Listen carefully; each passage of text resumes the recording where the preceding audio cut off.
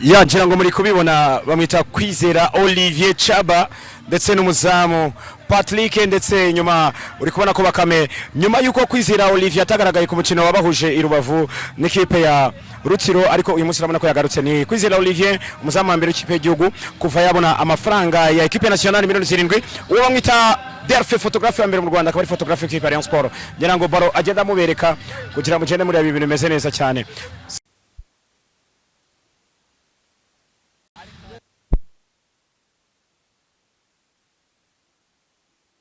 Ikipe ya Gorira igiye guhura Rayon Sport mu Peace Cup muri kigo cya kabiri, ngira ngo bagenda bakoreka umukino iteye baro bamwita Tanselemo Sengo, numwe mu bakinnyi Rayon Sport yifuje bikarangira atayigaragayemo. Umwe mu bakinnyi ushaka kuza kugaragaza hano ibintu bidasanzwe ari kumwe na Dula, ngira ngo agenda kwereka umuntu wambaye agakoti k'umukara uri kuzamo hagati yariya bamwita Kanamugire Rogers, umwe mu bakinnyi bakiniye muri Rayon Sport.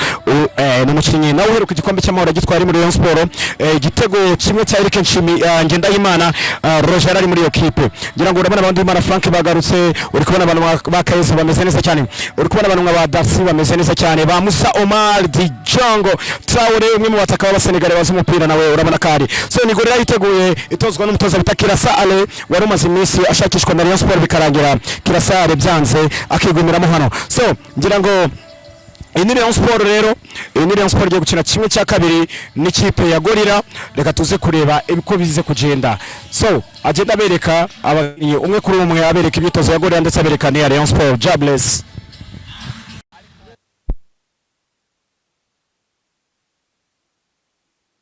ikipe ya Gorira igiye guhura Rayon Sport mu Peace Cup muri kigo cya kabiri, ngira ngo bagenda bakoreka umukino iteye baro bamwita Tanselemo Sengo, numwe mu bakinnyi Rayon Sport yifuje bikarangira atayigaragayemo. Umwe mu bakinnyi ushaka kuza kugaragaza hano ibintu bidasanzwe ari kumwe na Dula, ngira ngo agenda kwereka umuntu wambaye agakoti k'umukara uri kuzamo hagati yariya bamwita Kanamugire Rogers, umwe mu bakinnyi bakiniye muri Rayon Sport.